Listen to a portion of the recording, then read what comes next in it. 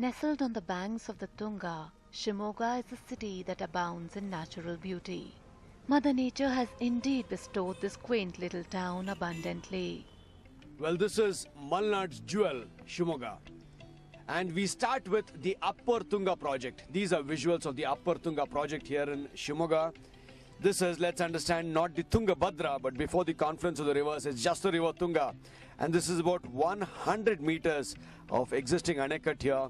A massive project really, because we're talking of about 770 meter length of dam. Crest level of the dam is about 583 meters. So you can well imagine how big the project is.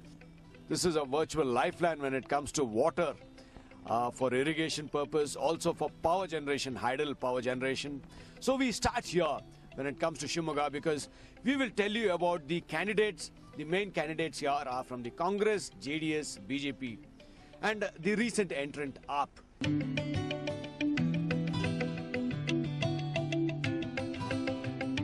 The Sahyadri mountain range, the Jog Falls, Sakre Bayalu, which is home to many elephants, are some places which are so typical of this region.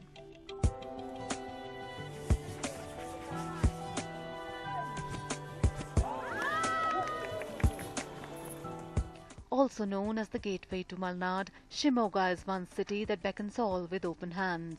Lush green forests, coconut and arecanut groves, the Western Ghats, well, it's truly a sight for the gods.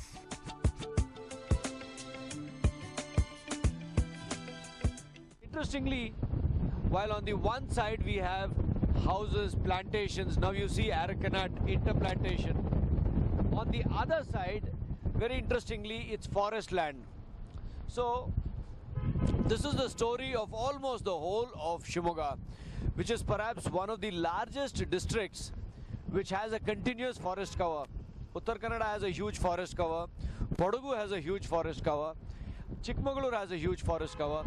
Now Shimoga is another district which has a massive forest cover, and I'm not talking of dried forests like in Bellary or in the eastern areas like Chitradurga. These are forests. Now on my left, these visuals that you see, these are all plantation visuals.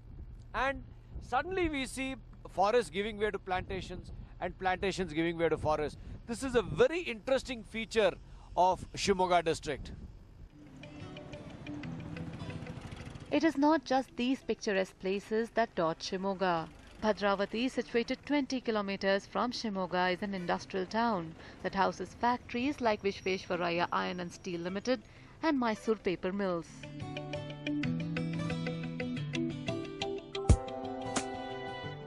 This beautiful district has given birth to literary geniuses like Nobel laureate Kuppali Venkatappa Puttappa, aka Kuvempu, and U.R. Anantamurthy.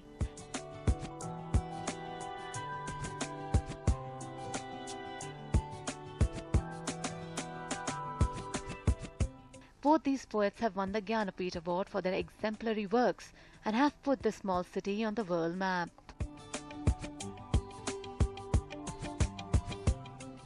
But the pleasant and soothing climate of Shimoga is soon going to heat up. Come April 17th, it will go to polls with the rest of the state. The battle in Shimoga is one of the most washed out four in Karnataka. 8 assembly segments make up the Shimoga Lok Sabha constituency. While Shimoga Rural, Bhadravati, Shimoga, Tirthalli, Shikaripura, Sorab and Saga belong to Shimoga, Baindur, now under the Shimoga constituency, is an erstwhile legislative assembly of Udupi. Moving on to the voting aspect, this time there is a revision in the voters list. Let's have a look at the breakdown of voters. Out of a total of 15,20,952 voters, 7,58,925 are male voters in Shimoga. 7,62,027 are female voters. Well, it is these voters that will decide the fate of the contestants in these elections. But what are the problems that plague these people? And these problems go a long way in deciding the pattern in which the people vote. The Naxal issue seems to be omnipresent. Just like in Udupi Chikmagalur region, Shimoga too is looking for solutions to the Naxal problem. Secondly, the arecanut production issue seems to be a tough nut to crack for the central government. Though it proposes to ban its production due to various health-related issues, Such a move would prove costly to thousands of families who are dependent on it.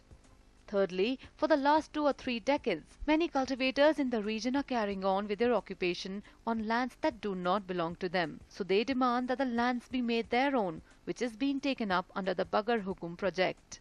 Fourthly, the roads, water and electricity supply in Shimoga are mediocre to say the least. Next, the airport in Shimoga is incomplete. Being a major tourist destination, Shimoga ought to have an airport. And lastly, there is fear looming large that the Bhadravati iron ore might close down as it is faced with the threat of lack of raw materials. Though nature has blessed this region with a lot of resources, it would certainly not be an exaggeration to say that problems too are galore, in equal proportion.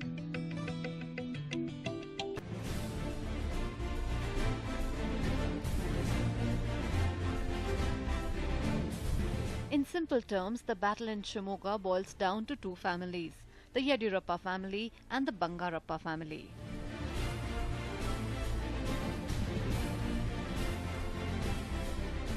If you look at it closely, the fight has always fluctuated between Bangarappa and Yediyurappa. In 1996, 99 and 2004, it was Bangarappa at the helm of affairs, and in 2009 and 2012, it was Yedi's son Raghavendra who snatched power from the veterans' hands. But how will it be this time? Well, Yediyurappa is like a mammoth in this district. Yediyurappa, we have seen the former chief minister, has virtually been the head of this district. When it comes to politics, Yediyurappa is the boss. Bhukanakere Siddhalingappa Yediyurappa, the man responsible for bringing BJP to power for the first time in South India, was born in Mandya.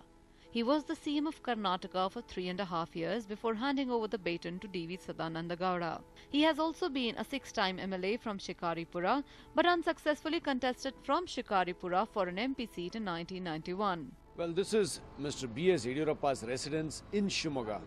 And this is where he has been meeting with a lot of party workers, supporters and other enthusiasts.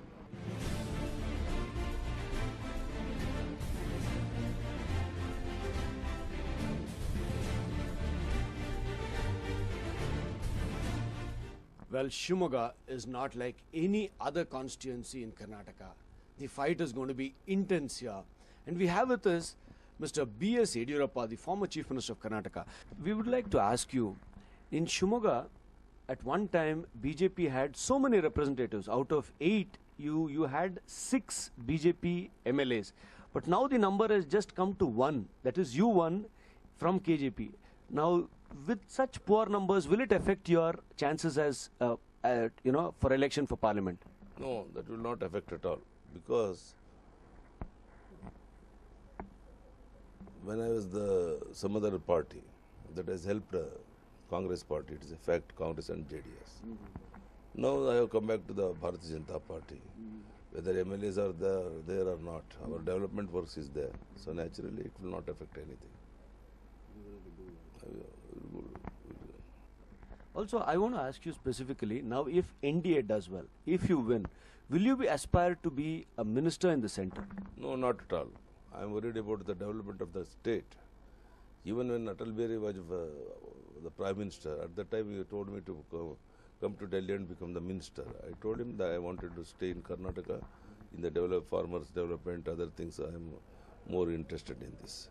Now also I am not aspirant for any post in the centre. My only thing is, if Narendra Modi's government, almost all the ministerial, that we must bring some new things, and about development, we are worried about in the Karnataka, and I've got 100% confidence. What are all the issues are there, we are going to solve it. Okay. Now, you're a man who helped found the BJP in Karnataka. Now, after KJP, how does it feel to be back? Does it feel like homecoming? Definitely, I am very happy, and people are happy, and it's just like homecoming, and response is also very good in the stage. Okay, also, one important issue is Shimoga has several issues because it's not really a advanced district like, let's say, Bengaluru or Mysore. It has its own intrinsic problems. How will the developmental problems, how will you deal with these developmental problems? You see, we have solved almost all the problems. Some Arakanat problems are there, and I already discussed with Narendra Modi ji about Arakanat. We are going to solve the problem. And about forest land, those who have cultivated unauthorized cultivation. That is a big problem in the state. And I have discussed these things also with Narendra Modi ji. Some type of amendment is required in the Forest Act. So naturally, in the central government, you must change that law in the Forest Department. Okay. Also, you have candidates. You have one candidate from the Congress, one from the JDS, and one from the AAP. So how do you really counter the strategy of these opposition? I am not all discussing about other political my opponents at all. Wherever I go, I will used to speak only my development programs. I am depending upon my development programs, and I am not all bothered who is going to contest from which party. I am not all worried. Okay. What will your strategy this time be that is new, that that you have not really done something earlier?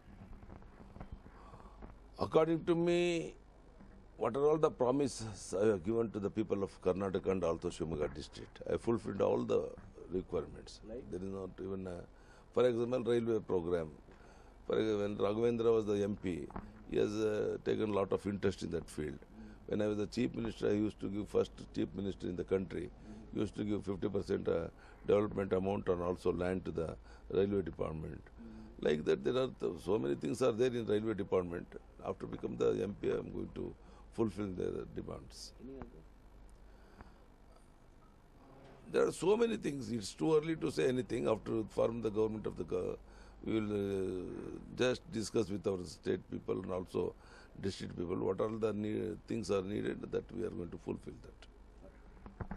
So there it is, former Chief Minister of Karnataka, Mr. B.S. Yediyurappa, who is already a sitting MLA, who is contesting for the post of MP from Shimoga. These are his plans.